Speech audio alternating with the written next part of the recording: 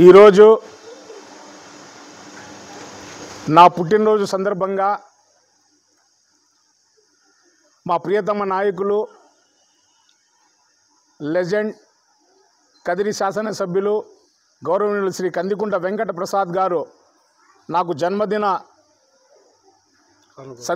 సందర్భంగా నా భార్యకు మున్సిపల్ చైర్మన్ పదవి కానుకగా ఇచ్చి నన్ను ఈ విధంగా అభినందనలు తెలిపినందుకు ఆయనకు సర్వదా నేను రుణపడి ఉంటానని, ఆయన చేసే ప్రతి పనిలో ఆయనకు చేదోడు వాదోడుగా ఉంటానని, ఆయన కదిరి అభివృద్ధి కోసం చెప్పినటువంటి అన్ని పనులు కూడా నేను తప్పకుండా ఆయనతో పాటు కలిసి ఈ కదిరి పట్టణ అభివృద్ధి కోసం మేము పనిచేయగలనని ఈ సందర్భంగా తెలియజేసుకుంటూ, నా పుట్టినరోజు సందర్భంగా నాకు కదిరి పట్టణంలోనే కాక నాకు ఇతరుల నుంచి కూడా నాకు వాట్సాప్ ద్వారా, అదే ఫేస్బుక్ ద్వారా, ఇతరత్ర మాధ్యమాల ద్వారా కూడా నాకు శుభాకాంక్షలు తెలిపారు. వారందరికీ కూడా పేరు పేరున నా కృతజ్ఞతాభివందనాలు తెలియజేసుకుంటున్నాం.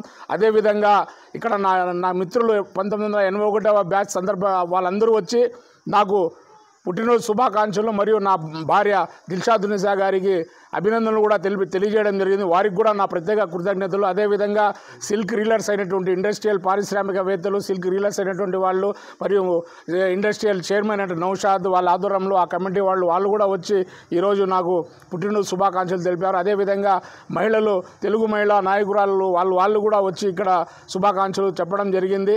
అదేవిధంగా ఇతరత్ర నా వార్డుకు సంబంధించిన వాళ్ళు కూడా వచ్చి నా వార్డు ప్రజలు కూడా నాకు శుభాకాంక్షలు తెలియజేశారు.